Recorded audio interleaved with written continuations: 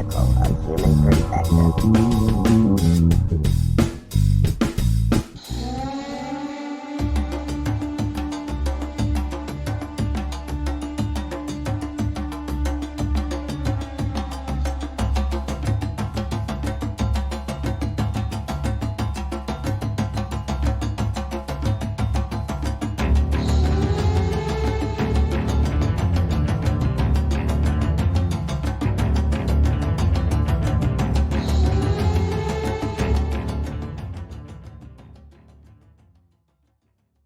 Welcome to Unbiased and On the Fence. I'm Shane. Thank you guys so much for joining us. We are back with Galt. Hey, how's it going, Von?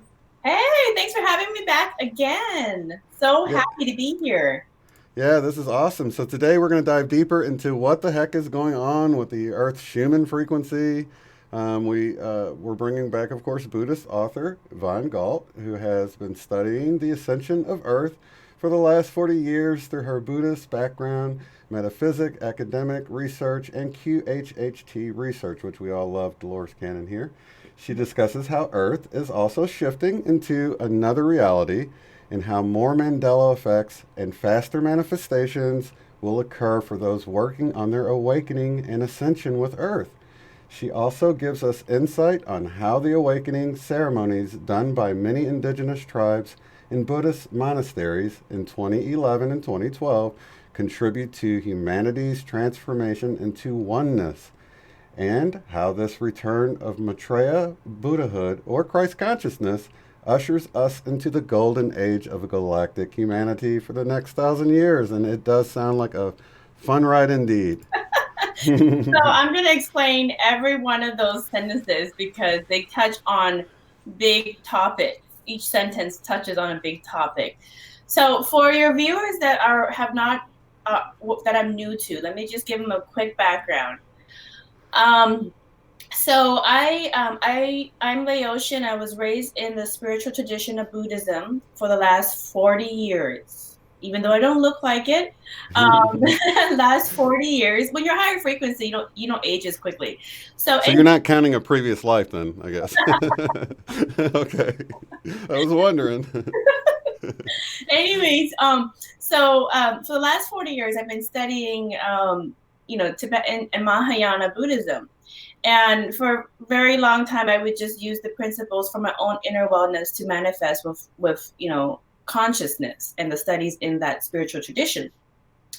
And about 20 years ago, many Buddhist monks that I was following, such as the Dalai Lama and many other prominent ones, started the initiative to work with academia to get information out about mindfulness, meditation, consciousness, to kind of help get more information to see if how much of this is true, and just kind of prove metaphysics is not fringe science or pseudoscience, but it is really our everyday, and it does change your reality. And so early on in that research, it was kind of new, but now there's so much research that it's kind of like suffocated everybody with all this research, and it is coming into the fold. However, in the last 20 years of following the academic research in meditation and metaphysics, one of the aspects that I looked into was a lot of different energy healing modalities. So I'm very familiar with energy healing, like Reiki from the Buddhist monk from Japan who started Reiki, Qigong in China. I'm very familiar with a couple other energy healing modalities of the East. But there were many Western doctors that were tapping into the gamma ray frequency of energy healing and creating their own modalities. And I tried a couple of them as well, but I ended up settling with Dolores Cannon for one primary reason. And I got certified about 5 years ago and have been doing it ever since. And the thing that I liked about Dolores Cannon's QHHT modality was that it allowed me the opportunity to have a direct conversation with the oversoul about my research in terms of the ascension of Earth and humanity, and the client and what their abundance blocks and issues with the wheel dharma in their incarnation. Was what's holding them back from raising their frequency. And so that's a little bit about my background. I wrote, I think between 2011 to 2012, I had a lot of sleepless nights, like 4 hours a night of sleep, because I started to take all that research and started to use it to write blog articles that I tested on my Facebook at the time, which are, if you look up 2011 to 2012 on my Facebook timeline, it's all public, so you can still see that. And it had lots and lots of hundreds and thousands of shares. And I was just testing to see if this information was interesting to put into a book, and it proved to be pretty interesting. The thing that I did not factor in was I did not expect other people to have awakenings. I just thought it was just me, and just to play with it. Oh, just right, I forgot about that. I just, I would just wipe it away. And then I started seeing more people have awakenings, and started to be a resource for them. I actually, at the time when more people started having awakenings about a decade ago, I reached out to a physicist she wrote her first book, Cynthia Sue Larson. Oh yeah, definitely. We Yeah, love Cynthia. yeah, so she started her first book, and I reached out, I looked around to see who was talking about this stuff in Western, and I reached out to her and asked her, why is everybody else, it was just me, why is everybody else having this? And it's even happening even more. And so she enlightened me about kind of mass awakening. I was like, oh, I had no clue that my spiritual tradition, that stuff was actually going to come into play. Right. Because, as a child, when you say, oh yeah, if you create your reality, and your thoughts and your actions and your consciousness create your reality, and you're going to go into a parallel reality that's going to be in line with your frequency, and your angels and your guides are going to work with you through synchronicity. That was just nonsense talk to a lot of people. Right. So when things just kind of happen, I would just kind of, just put it away. But now people are having mass awakenings. So like my 40 years of studying the ascension of Earth became relevant. But one of the reasons why I am doing interviews like this is because, after 2012, I moved on. I got married, I had 2 children, I moved back onto my life. Other people were doing wonderful work, like yourself and others. And then my sessions, I started getting archangels come through my QHHT sessions, asking me back into this work. And I argue with them. Okay. I argue with them because the last time 2 years or 4 hours of sleep every night was not making me a very happy person. So right. I agreed. I will do my bit to provide the information, as much as I can. But it is a balancing act with being a working mom in IT, and also I have books that are sitting there waiting to be finished. Right. So that's why I'm here, to provide information about the shift. And it's amazing because it's really been talked about in various ways, in various religions and cultures and everything. And it's really cool. This is a very exciting time to be alive, to see all of this coming together, just like everyone talked about, Yeah. So I mean, between 2010 to 2012, up until to 2012, there was a lot of indigenous tribes around the world that were doing awakening ceremonies, with frequencies and harmonics. And like the Native American Council of Elders, the chief of Polynesian Islands, the chiefs of the Easter Island, the Mayan tribe of elders.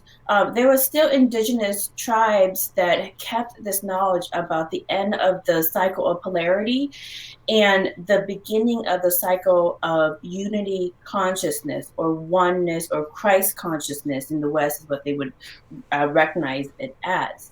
And the last one were Buddhism, and like the 14th Dalai Lama and many Buddhist monasteries worldwide in 2011 did awakening ceremonies, and they would, have these huge bells. It almost looks like it's from Star Trek. It's the size of like a floor, height building, and they would Wow. ping it, and it's like the biggest tuning fork. So all these indigenous tribes that kept this knowledge and have not, it has been wiped out through colonization, at the same time started doing these awakening ceremonies to send out that frequency and usher in the new golden age of a galactic humanity for the next 1,000 years. That's how the folklores go with all these different indigenous tribes.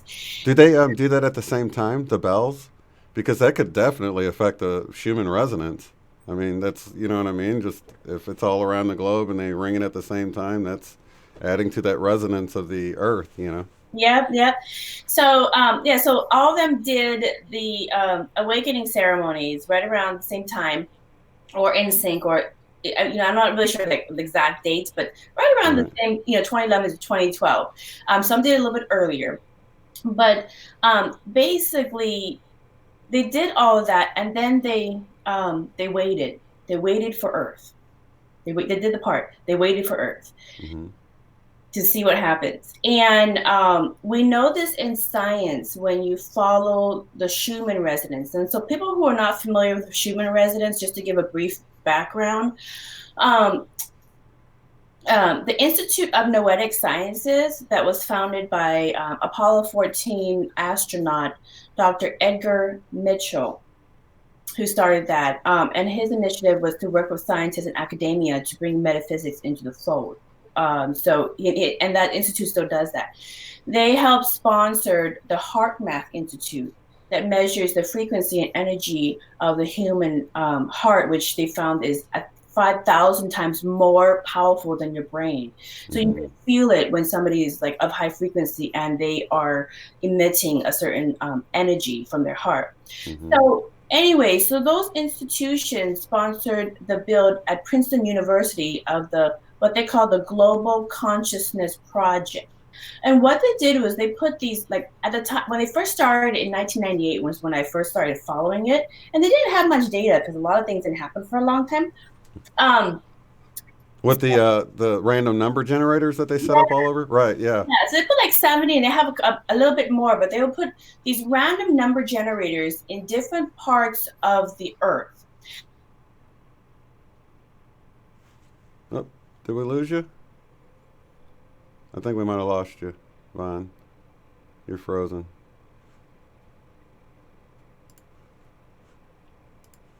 We'll give her a second to come back. I will pick up where she left off because this is actually pretty interesting because the work done with the global initiative, global, I'm going to mess up the name of it because, oh, there you are. Are you back? Yeah, Okay, water, my seaside there we water. go. You were just a little bit glitchy, but I think you're back now, maybe. Okay. In the suburbs of Washington, so the wind. Wait, 1 second, because you're breaking up on me. Let's see if I Okay. can get you back here. I can see. Really? Am I frozen for you? No. You're just you're just in and out. Let me see if it gets better here in a second. But yeah, I think this is a really important topic that you're talking about. I don't want anybody to miss this because I think it was so cool when I think 9/11 was the first event I saw that had happened with these random number generators all over the earth, and they could see it changing like I don't know 12 hours before it happened, or it was the night before in the middle of the night. These random number generators, which are just basically an electronic coin flip, basically. So they should get something that's close to 50% all of the time, but then it starts to kind of veer off of that 50% point, and they know some kind of anomalies happening for the global consciousness to be affecting it in that way. Right. And then a big event will usually follow at the peak of it. I think the peak of these anomalies with the random number generators was like right around the time the tower collapsed or something along those lines. Yeah. So just to go back to what I was saying. So yes, exactly. So there is like 70 or more random number generators, and they kind of measure the magnetics of the earth, kind of like they measure earthquakes and seismology. Mm-hmm. It's a technology, but basically what happens is the earth's heartbeat, her frequency is 7.83 hertz. Okay, and it's been like that for a very long time, for millions of years. So when they started this project of monitoring the heartbeat of Earth to see are we linked to the Earth? Does she have a consciousness? Do we impact her? Does she impact us? And so they want to try out the science project. And what basically ended up happening is whenever the number generators start organizing, what is picking up is the heart frequency of people in that area that's close to that located or random number generator. So you have people in India, in the States, in different parts of the world. And when it organizes, what it's saying is something is going to happen, because all these people, like animals who can tell when an earthquake is going to happen before it happens, all these people are having heart anxiety or whatever, and so something's going to happen, and it usually does.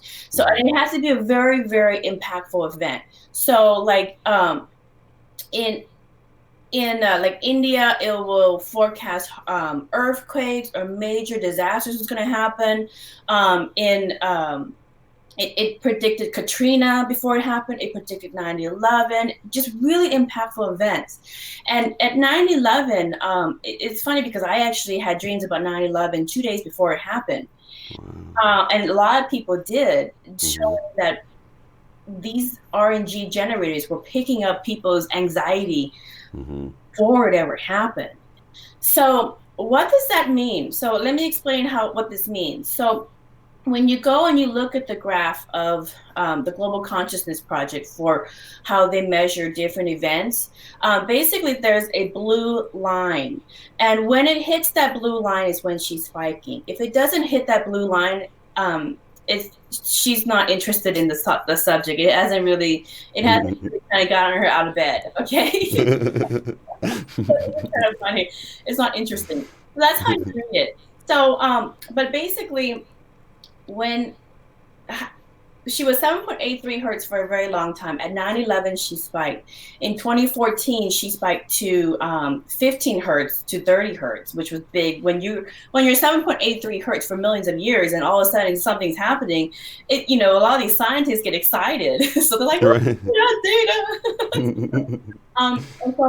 and so some awakenings start happening from some people. And then in 2017, it hit again with 36 hertz at the Women's March, and other events happening in the West, because the West is very focused on changes for themselves. And so more people in 2017 had awakenings.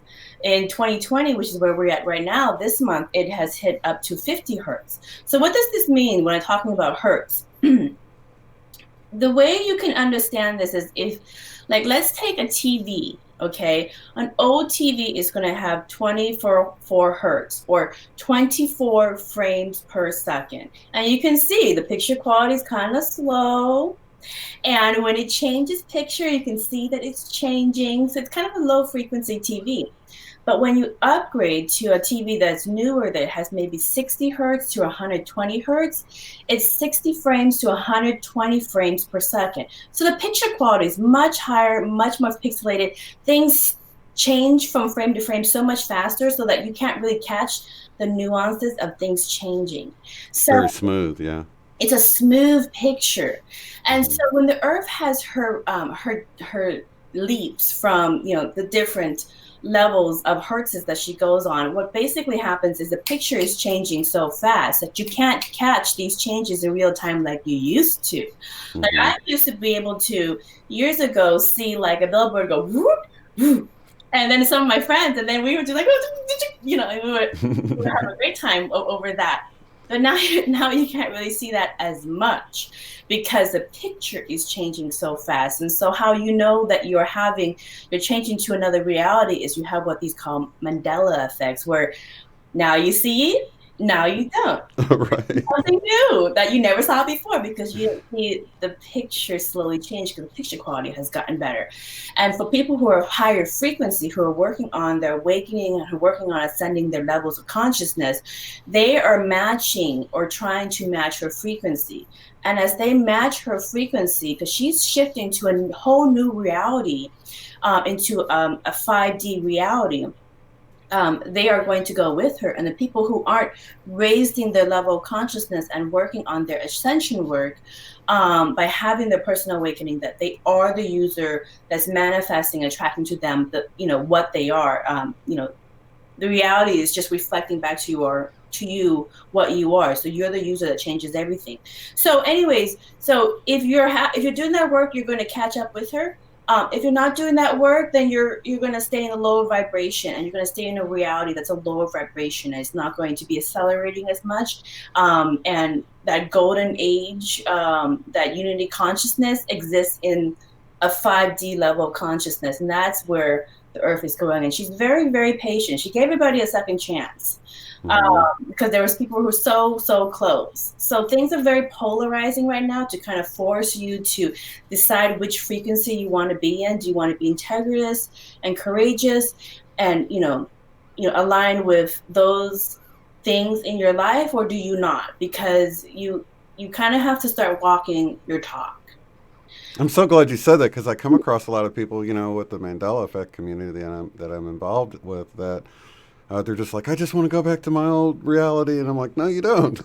You really don't. You want to move with this shift. I mean, things are shifting. I think it's a positive thing, and I mean, if as soon as you can sort of let go of the old, I mean, so many of us are carrying this baggage around that we've just sort of had heaped on us by either our parents or a teacher or a religious leader or something. And I think it's time for us to just let that stuff go, and just because it's just holding us back at this point. And so many people want to go back to the old reality, and I'm like, look forward. Even there's a scripture, Jesus, that said something like, whoever puts their hands to the plow and looks back isn't fit for the kingdom or something. That sounds kind of harsh, but I mean, it's okay if you want to go back to that reality. If you want to stay in the lower vibe, that's totally cool too. It's not like you're going to be damned and punished for eternity in hell or anything. It's just like, you'll sit in this grate for a while longer and then move on in the future when you are ready, right?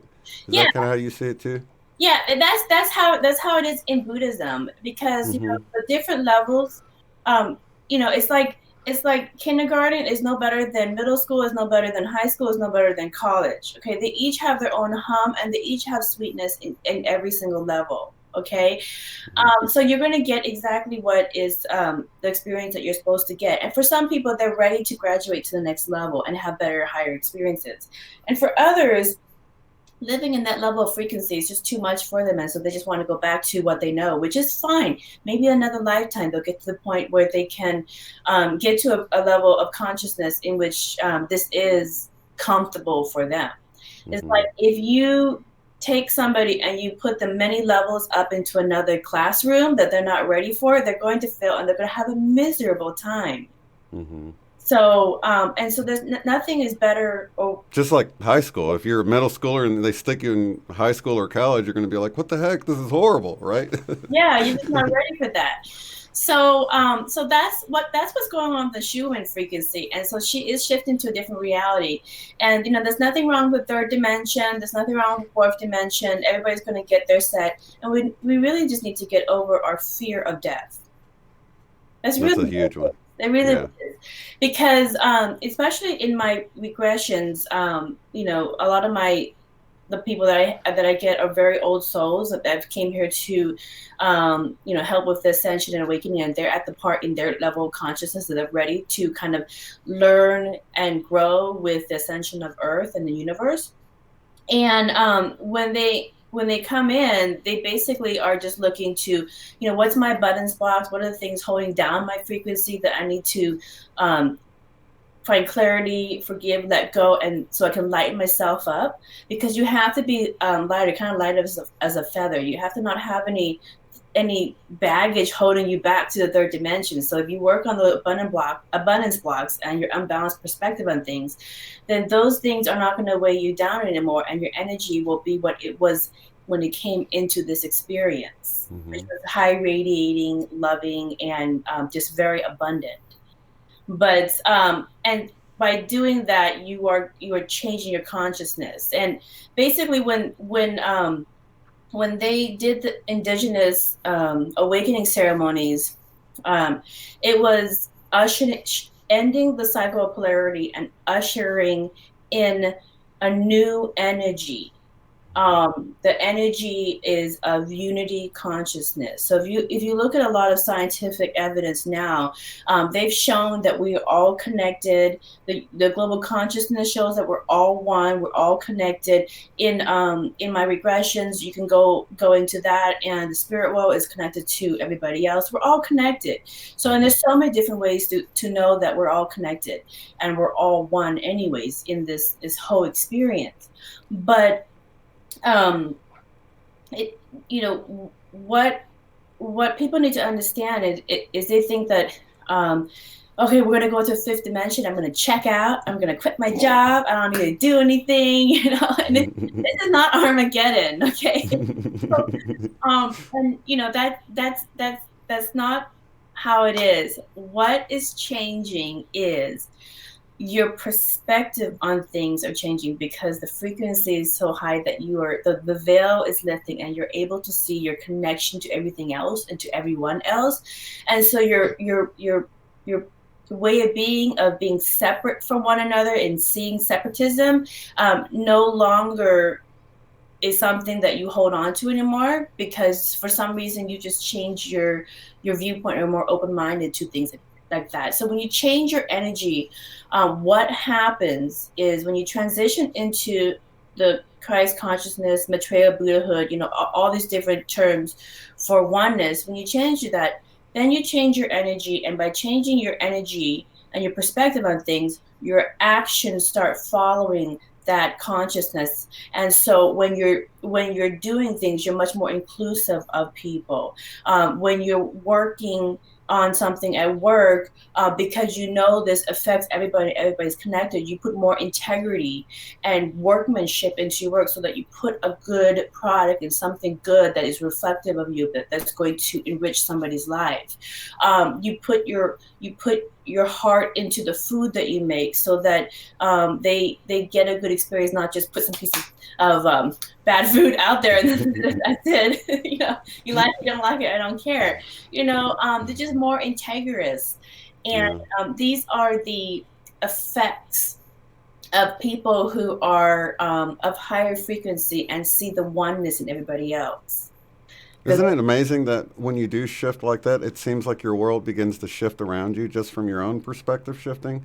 I mean, it's really quite amazing. And then the people you seem to run into, you're like, you start to feel like maybe you showed up late to the party. You're like, wait, like all these people are awake and aware of all these things I'm figuring out now. And I don't know, it's just like you really do seem to magnetize or draw into yourself where you're at.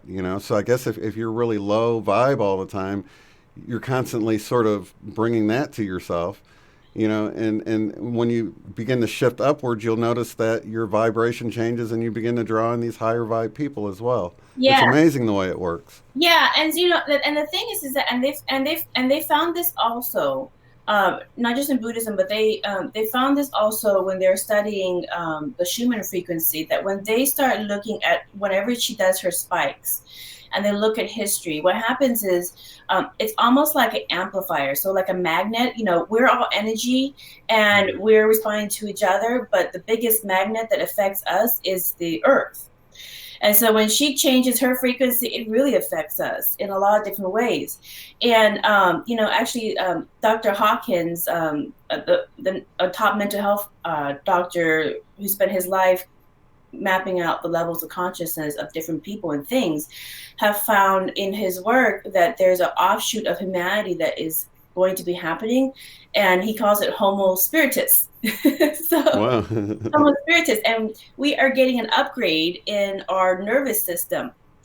And because for most people in the 3D physical body that we have, it can't hold these high levels of energy.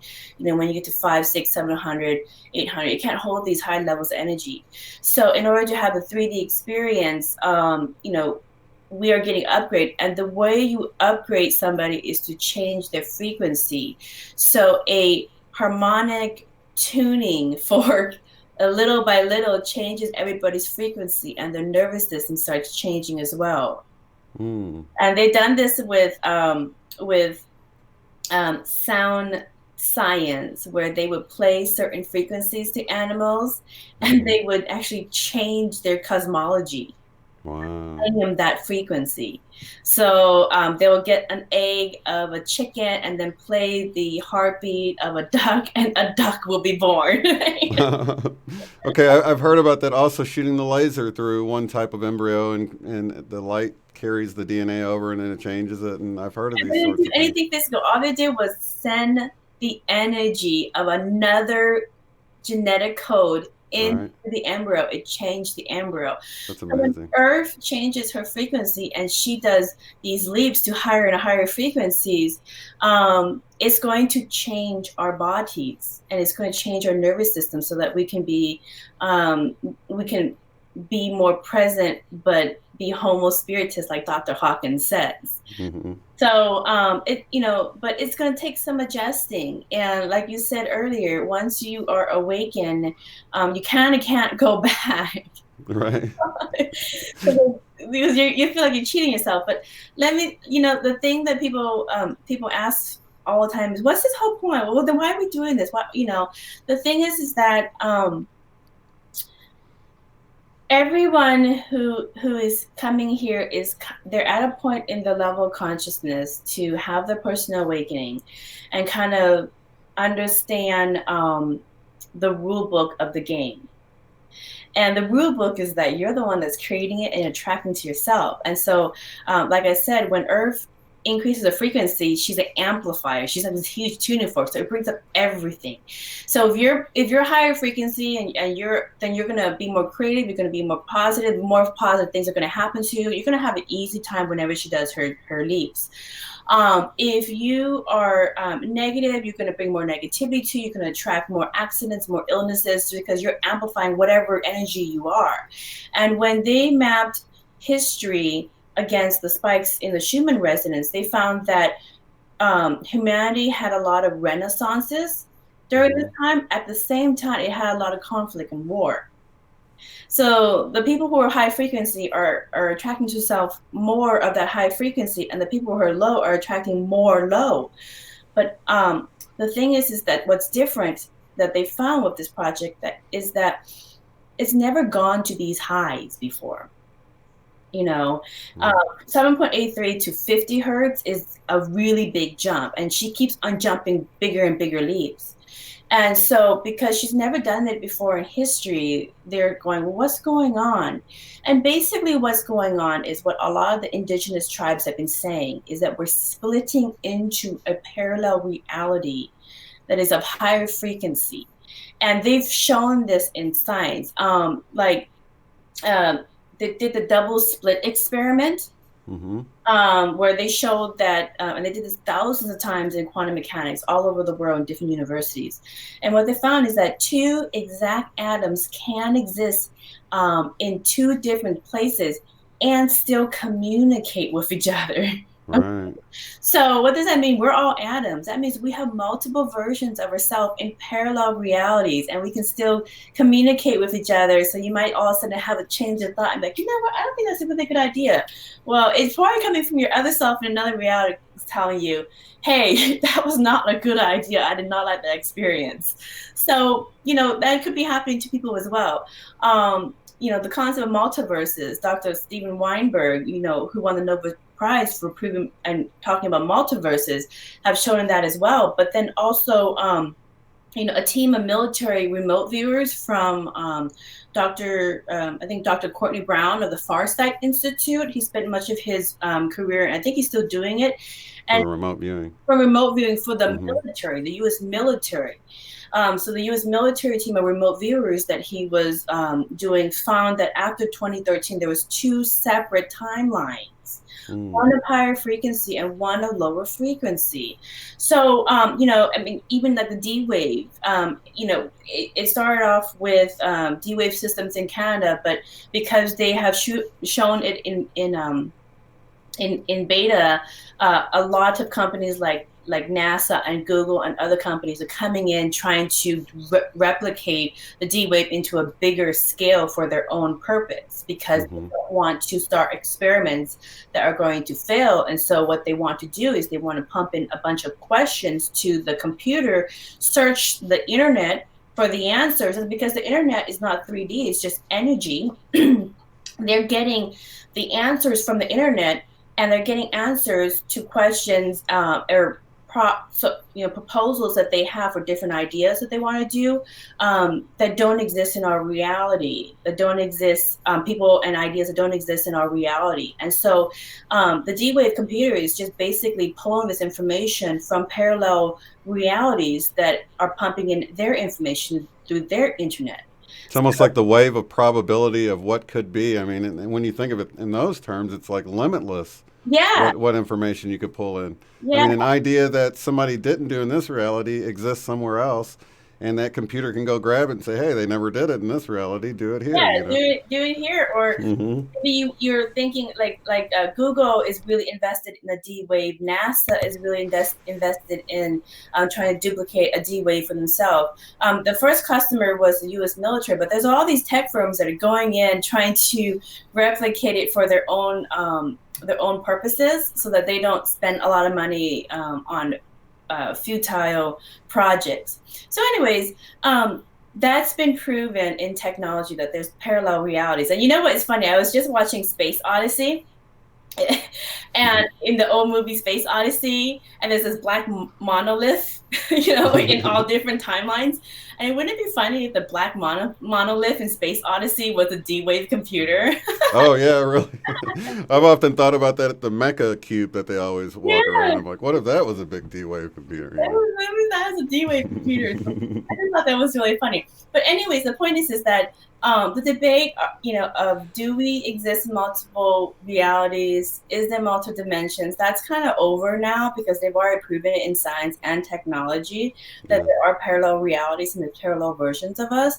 And so the earth is a consciousness as well, and she is ascending and raising her frequency as well. And when she makes these jumps, people who are catching up to her will go with her to that parallel reality, and others who don't will stay in the reality that they're in. And that's perfectly fine. Everybody's getting the lessons and the experience that's matching their level of consciousness and their frequency. But yeah, it's just all it comes down to is just work on yourself, and work on living the best version of yourself, and work on your inner work, and just try to manifest the best life that you can for yourself. That's really what all it comes down to. And by people stop trying to copy other people and be somebody else that they're not, Mm-hmm. by them being the best version of themselves, they provide a little piece of the puzzle that other people can take, and then you take it to the next level. So that's really what it's all about. I wanted to say April Lunsford in chat is saying that she's loving your book. Also, Jason with QRE says to tell you hello.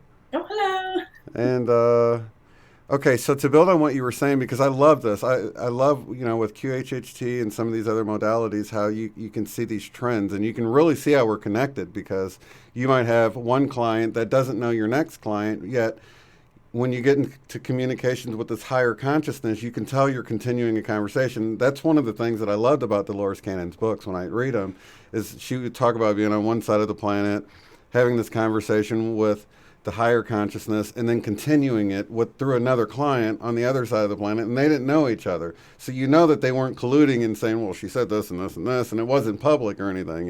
Right. So the trends, and we talked about this right before we went on the air, that one of the trends that's going around is for everyone to find their bliss, their happiness, whatever it is that makes them feel the most high vibe. And that sort of helps you, I guess, acclimate to these energies coming in, whether it's Yeah. gardening or artwork or whatever. Right. So, the thing, because what you're touching on is you're touching on synchronicities. And Yeah. basically, just a short for people who are not familiar with synchronicity. Synchronicity is basically events that seem related, but there's no direct connection. So you might pick up the phone and somebody who you want to talk to all of a sudden calls you. You didn't communicate, but somehow they had known. In Buddhism, it's basically soul groups working together to make connections for you. But however, it's up to you to discern if you want that sign or not. So when you are awakened and you raise your level of consciousness to a higher frequency, what you're doing also is you're opening yourself up to your angels, your spirit guides, your soul groups to work with you. And what they will work with you is through synchronicity, like angel numbers, repeat numbers, putting the next thing that you're supposed to, that you were working on, right into your field of vision, so that you can take that next step. So it's almost like they're putting building blocks for you and lining them up, but you have to be in the frequency for and open for them to do the work. But if you're still asleep and you haven't awoken to the greater reality, then you're still kind of spinning your wheels and not knowing that you create your reality, and the frequency that you send out is what sends whatever it is you're working it on back to you. So basically, your spirit world is also really, it is kind of frustrating for them to watch you spin your wheels. I'm bringing back to you more negativity, more stuck issues and experiences. But when you actually start doing the opposite and living a higher level of consciousness, then you actually give them the invitation to be part of your life. And when you let them be part of your life, by doing your awakening work, working on your inner demons, working on your dark night of the soul, spiritual work is not always flowers. It actually brings up your issues. So a lot of people are really spiritual going, I'm supposed to be spiritual, but why is all these old issues coming up in my life? Because it is for you. These are your abundance blocks, and it is for you to address them all as one, which some people could do all as one holistic thing. Many other people need to work on them one at a time to understand why they happen, to have clarity, and so they can let go of that energy. So and figure out why they're getting triggered by whatever's triggering them. And one of the things that I noticed that, I mean, you're sort of talking about people that aren't really awake and people that are awake, but then there's the awakened that can get distracted. A lot of us will get distracted by, maybe it could be a bill, or it could be, the politics that's going on of the day, or natural disasters going on, and we can get so wrapped up in that stuff that we drop our vibes in the same way too, and lose that connection that we would normally have. So that's really where I see it happening amongst the awakened, yeah, so to speak. We get pulled back down to everybody else's little experiences. Now, the thing with Mahayana Buddhism, or Tibetan Buddhism, or whatever you want to call it. But the thing with Buddhism is basically all of these experiences are preparing you for the final doorway. And a very small number of people who are doing this work is ready for the final doorway. Right? And it's okay just to get to the point where you are experiencing your awakening, you're experiencing your ascension, you're living a wonderful life, you're attracting to you. I mean, that's fine too. But basically, like in Buddhism, the concept of the final doorway is this, in the whole game. I'm just the answer to the whole game that everybody wants to know. How do we get off this wheel dharma? How do we get off this game? So if you want to get off this game, like the map of consciousness, 1,000 is the highest level that most people can handle in the body before the body can't handle that much energy anymore. But basically, you're awakening, knowing that you are the user manifesting to yourself. You're matching reality. Your ascension process, synchronicities, you're working with your angels and having them be part of your everyday life, and your spirit guides and your soul groups and ancestors. Learning from enlightened teachers, even different modalities like energy healing, like QHHT and Reiki, Qigong, even channeling. Those are all just further confirmations that this is all a holographic reality, and you're playing this big game. You're playing with the fullness of creation, and you're coming back into all these different lifetimes, to experience the fullness of creation. However, Um, the game is the game of polarity. Okay. And in order to have, for the universe, the universal one mind in Buddhism, to have its experience and expand itself, it needed to expand into all these different facets, all these different people, men, women, children, animals, whatever, all these different forms of creation. And it created the physical world for these souls to incarnate into and have their personal experience by having an ego, so they can have their personal experience and then raise and evolve spiritually. And by creating a physical world in which souls incarnate into to experience the fullness of creation, it created the opposite, which is the spirit world. Which is, basically the spirit world, your angels, your guides, all the archangels, all that kind of stuff. And so, even some of the hardest things is even like people. In order for you to be who you are, they had to be your loved ones, other people who can reflect back to you that you are who you are. They need to be a separate entity, a polarization, just to have Mm-hmm. your own individual experience. And so basically, these are all just examples of the game of polarity.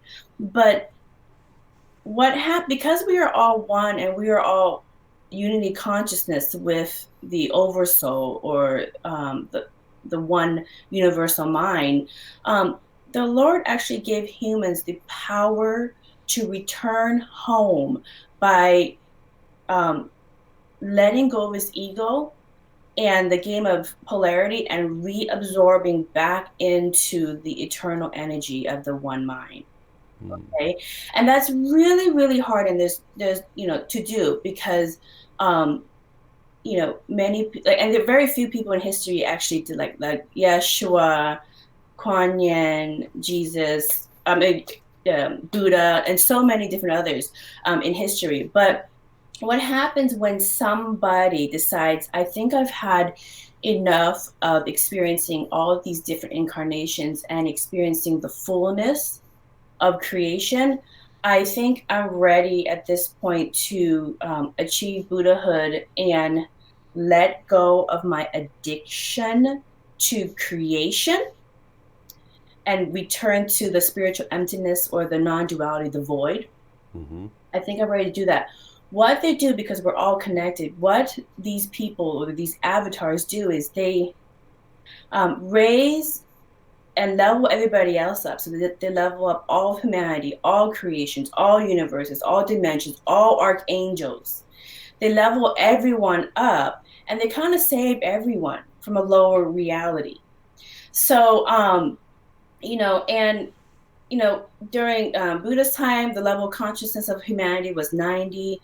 And he leveled it up. During Yeshua's time, it was 120.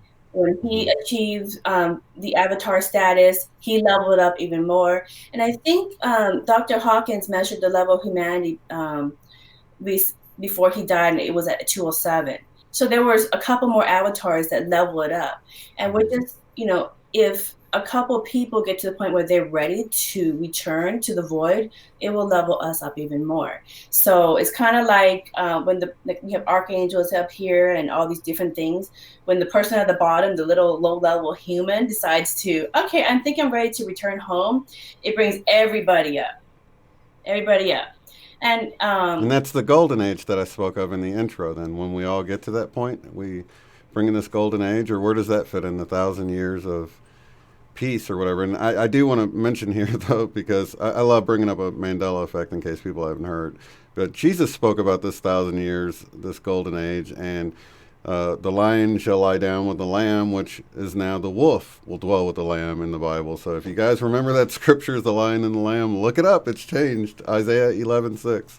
Okay, so what is this peaceful era? Is this is beyond duality? This is when we finally achieve so this unity consciousness? Yeah, so this new cycle is unity consciousness. It's the crystalline consciousness where we're all connected, and we see our connection in each other. And because we change our energy and our perspective on our separatist belief systems about each other and about things and about the cosmology of the whole creation, that we're all connected, we change our the way that we act and things and the way that we live our life. And so we start, contributing, more of the positive into our life and around with everybody else. And what that does is just starts changing the reality that we have. So we start, over time, we start having more, health, organic, healthful foods that are higher radiating. We create technology that is much more feasible to the environment and helpful for everybody. It's not just about greed and trying to make the most money, because in this new reality, the most money you have is not going to be what people measure you at. It's going to be, was that person integrous? When push came to shove, did that person do the right thing?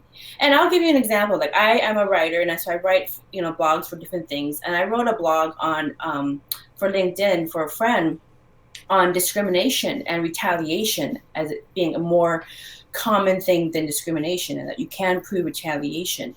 And I did some research, and I used some people's experience in that blog article I wrote for LinkedIn. And I had people calling me, thanking me for using, and honestly, their example. But they were so afraid for me that I was going to be, it was going to hurt me adversely for writing that article, even though nobody made me write the article. I did it just because it was the right thing to do. So when nobody is making you do something, there's no fear behind it, there's no reward behind it, will you still do the right thing because that's who you are? That's how you're going to be remembered in this cycle. It's really moving from the selfish type of a mentality to a service to others, and an empathetic. And we got lots of empaths in our group, by the way, but they feel that energy from others. They feel the sorrow and the pain, and sometimes it's even hard to sort of detach from that, and it pulls them down as well. But if we're living in a society where everybody's empathetic, then that right there is going to lead to more of a service to others. Because if everybody on the planet is looking out for you, then you don't have to look out for yourself. You can look out for everyone else. And then no one has to be service to self at that point, because people aren't doing things for greed. Exactly. And, like only 22% of society is actually integrous, which is a good barometer for, seeing and knowing truth, and measuring, like, does this person walk their talk, or is it just all talk? Does this person's action actually reflect courage and integrity? Do they, is their word good? So anyways, 22% of society is integrous, which is actually really good for the most part. But the other 78% is working on kind of living in a higher vibration and being integrous and courageous. And you can do that in a lot of different ways. Like I said, if you are in business and you're a carpenter, you're doing the best work that you can and being integrous by using good materials and by charging appropriately, but still competitively, by being outright with disclaimers and all that kind of stuff. So that you have a good fiduciary commitment to your customers, and you're taking care of them and looking out for them. If you are like, work in the restaurant industry, you're washing your hands every single time, and you're not being lazy about washing your hands or having good sanitation. And when you're cooking, you're paying attention, and you're making the best reflection of who you are and being integrous with the work that you do and the nutrition that you give to people. Like if you are like a computer programmer, for instance. I get some programmers, and many of the programmers that I get in their past lives were monks. And so they're just basically, through cellular memory, infusing their interest in metaphysics into the games that they create. And so, that's why a lot of the video games that are kind of metaphysical are really hitting it right on the nail. Yeah, they do. And it's amazing. It's like, wow, who's making this? There's some things I heard about in a game before I even realized it, and through spirituality or, studying that. I'm like, wow, that game was talking about that a long time ago. I need to go figure out what. Right on the ball. Yeah. Right. Yeah, but they are, when they're creating it, they're not cutting corners, and they're infusing the best of themselves, expression of themselves into a game to make the best, most integrous product that they possibly can, so that people who have that experience come back. Because when you love something so much, you keep coming back to it over and over again, and you never get bored and sick of it. And that's what they're doing. And so when you live at a higher frequency, you realize that spirituality is not really put in a box. It's not put into a building or a religion or a faith system or whatever system it is. Everything is spiritual. Everything is a hologram. Everything is a reflection of who you are, and a reflection of the overall creation of the one universal mind. And when you see that, basically what you're seeing is whether you are just a gardener and you decide to because you have an abundance of um, food that you grow in your yard and you can't eat it all, so maybe you just put it into a wheelbarrow and put it out in the front and say help yourself, and the neighbors Right. go and help it. That's being integrous with your abundance as well. So there's a lot of different ways, but basically what's happening is that when people high frequency kind of blow the box of spirituality out and see it's part of everything that they do, everything that they do becomes a reflection of who they are. So everything that they create, every experience that they create, every communication they create is a reflection of who they are, and it calibrates really high. So like in Dr. Hawkins' work, I mean, just The Lion King and Toy Story was at, I think, like 400, because the people that created that work were putting a piece of their consciousness into that. And so that's why it calibrates really high. Charles Dickens, a lot of his books calibrate at almost 500, I think it is. I'm not sure the exact number, but very high. People love a lot of Charles Dickens books, like A Christmas Carol, and they can watch it over and over and over again and never get sick of it because its caliber is really high. So there's a lot of different ways we can infuse our level of consciousness in the things that we do, and the things that we create and that we do when we bring metaphysics and bring a little bit of that spirit insight of that frequency that you emit into the things that you do. Other people can feel that. Like, I love listening to the wedding march from Pakabo from the Canon D, and that is very high frequency. I think that's like almost 500, and it makes you cry so much sometimes because it's so beautiful. And Pakabo had his awakening, and he tried to infuse that energy from the spirit side into writing the music. Mm-hmm. So as you were saying earlier, like how can you in your everyday kind of get into this gamma wave frequency where you're touching the spirit side and you're raising your consciousness. So meditation, for example, transcendental meditation is a really good way, but meditation is really any exercise that you do in which you stop thinking.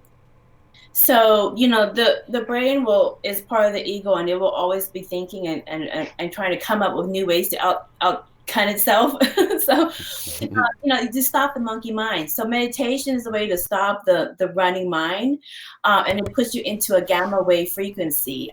Just being grateful for having the ability to be a human at this time, and to have the ability to raise up everybody else and offset negativity.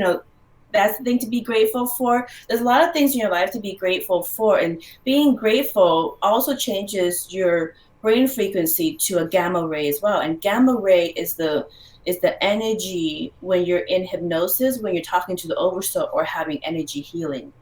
So if you are a musician, a lot of musicians don't really sit there when they're in the music and they're working on the music and playing the music. They're not thinking about all these other things going on in their mind. It's completely empty. It's like empty.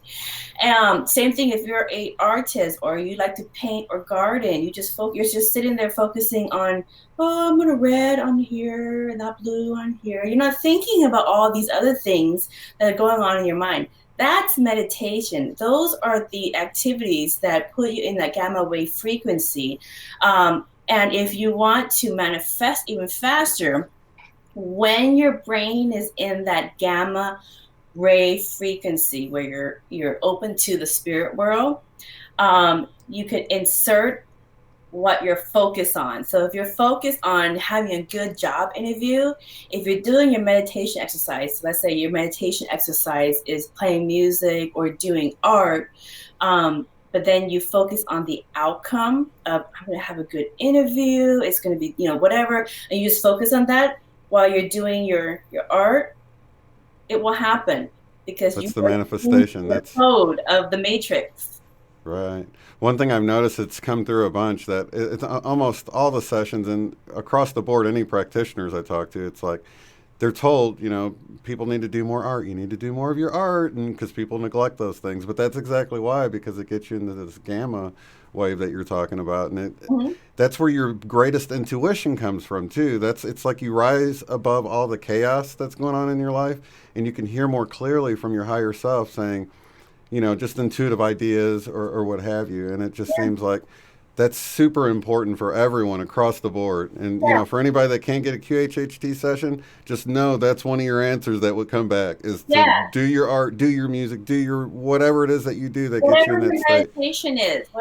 meditation is because the thing is that like when you pray, all you're doing is you're asking for stuff from the universal mind. Please give me this, please do that, please watch over this. You're asking, you're making demands.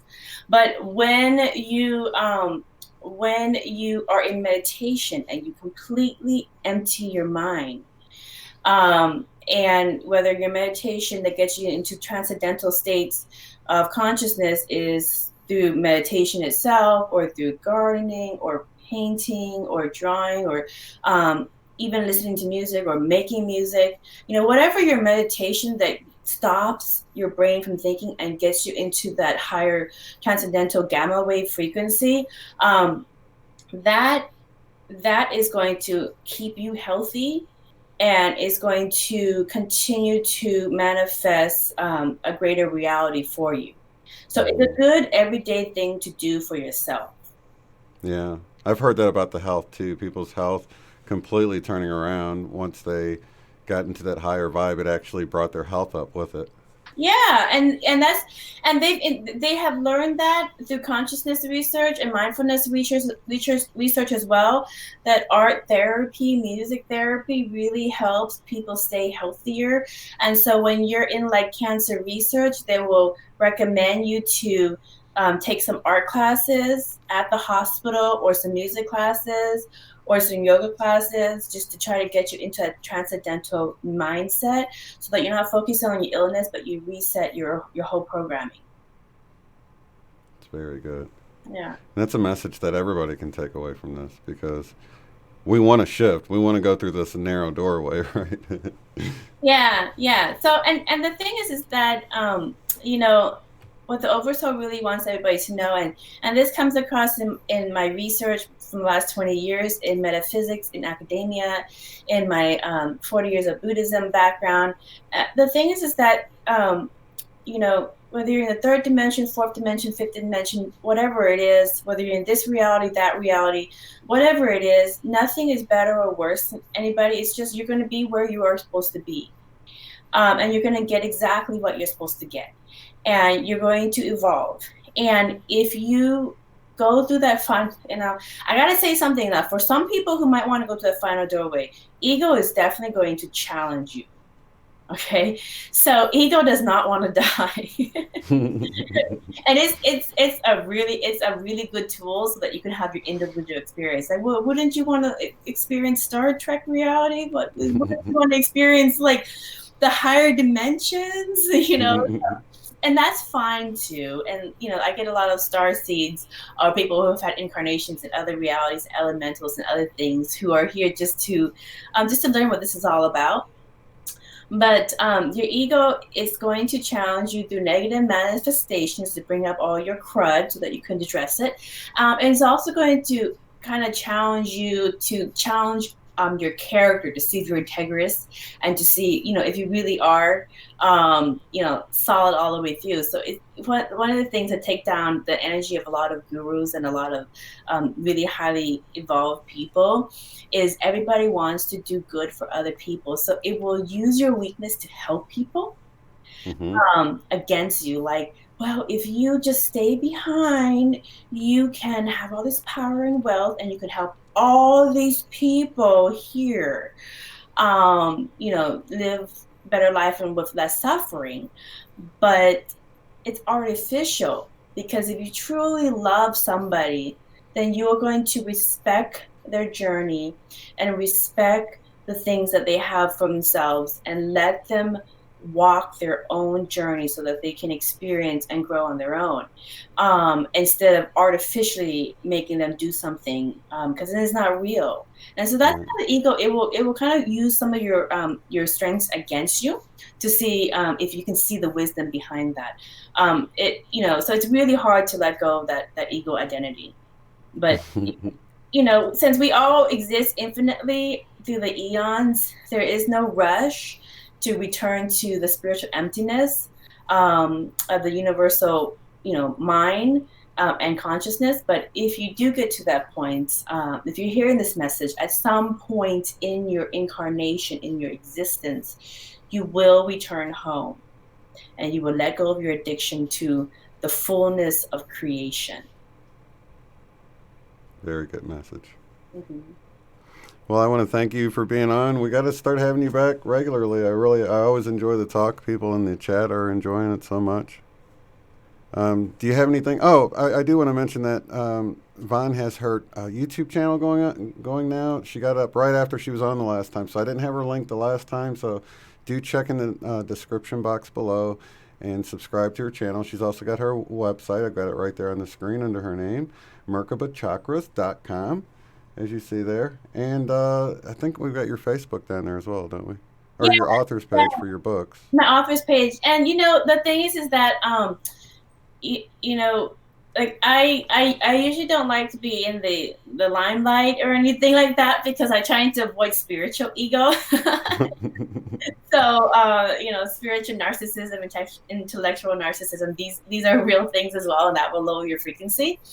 But I am going to, contribute a little bit of, and get this information out, because it will help people. Because whenever Earth spikes her energy, more people are going to awaken, and going to, kind of be in deja vu, like what's going on? I don't this, they're going to need some help. So when you see some of those people who are like, I need to talk to you, have something weird that happened, this and this, and I remember this and this, so they'll have a little bit, I think I'm going crazy, or I think I need to go see a mental health doctor or something. So more people are going to have awakenings, every time she does a spike. And so help those people out as well.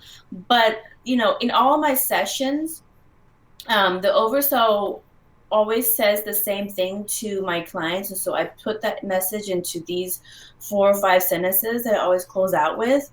And what the oversoul really wants everybody to know at this time is that you've always been enough. You've always been enough. And use the gifts and resources all around you to create the life that you want to experience. A life full of joy and love. And the spirit world will nudge you through synchronicity. So you can do it. That's really what the Oversoul wants everybody to know. So start doing it, and life will be, actually much more fun when you start creating with your soul groups.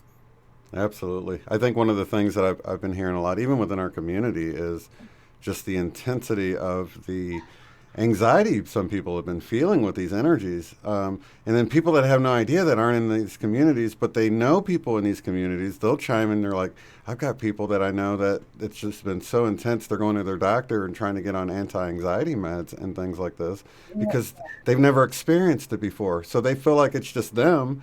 But everyone's dealing with this, even people within our community that sort of get wrapped up in their day to day or whatever. But, back to what we were saying about sort of engaging that meditative, I've noticed that when I get into that stage, if I start feeling that anxiety and I just take some conscious breaths, just stop what I'm doing and just breathe in really deep and just try to, that turns into a very positive feeling. Instead of anxiety, it starts feeling like really energetic and good. Yeah. So, You you know, know, we're all animals, and like in the animal kingdom, when an animal feels anxiety of some kind of impending natural disaster is going to happen soon, animals start going to the water and swimming. Or they start going they start going to find food, and they just start sitting there eating fruit. They go do things that they love. Or like your dog, if they just feel like some anxiety come up, they'll go and find the person they love the best and just want to be pet and hugged. Right. Lay on their lap or something. Yeah, that's their meditation. So animals do that. And when we feel that anxiety or we feel uneasiness in our life or anything else, instead of having a panic attack and trying to force it, just go and find the activity that puts you into that meditative transcendental frequency, and get those good vibes from those gamma waves. Yeah, and if you have an abundance of energy, put music on and just dance around and let it out that way. Or go work out. Sometimes, working out will kind of help, release some of those dense energy as well. So there's lots of different ways in which you can address your anxiety, because we are kind of animals as well. So take a cue from the animal kingdom. They do it, and we should too. Definitely. Well, thank you so much, Vaughn. It's always wonderful to have you on. We'll have you back soon. Yes, definitely. Thank you. Lots of love and light, you guys in the chat and watching later, and we'll see you on the next one. Have a good one.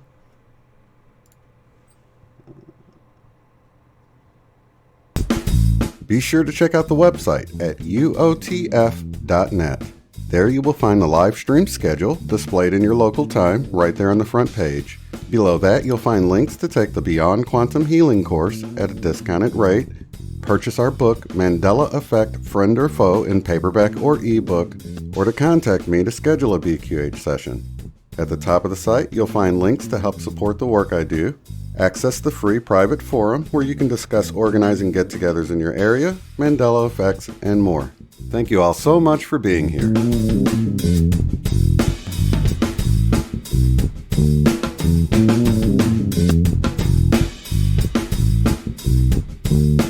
Mm-hmm.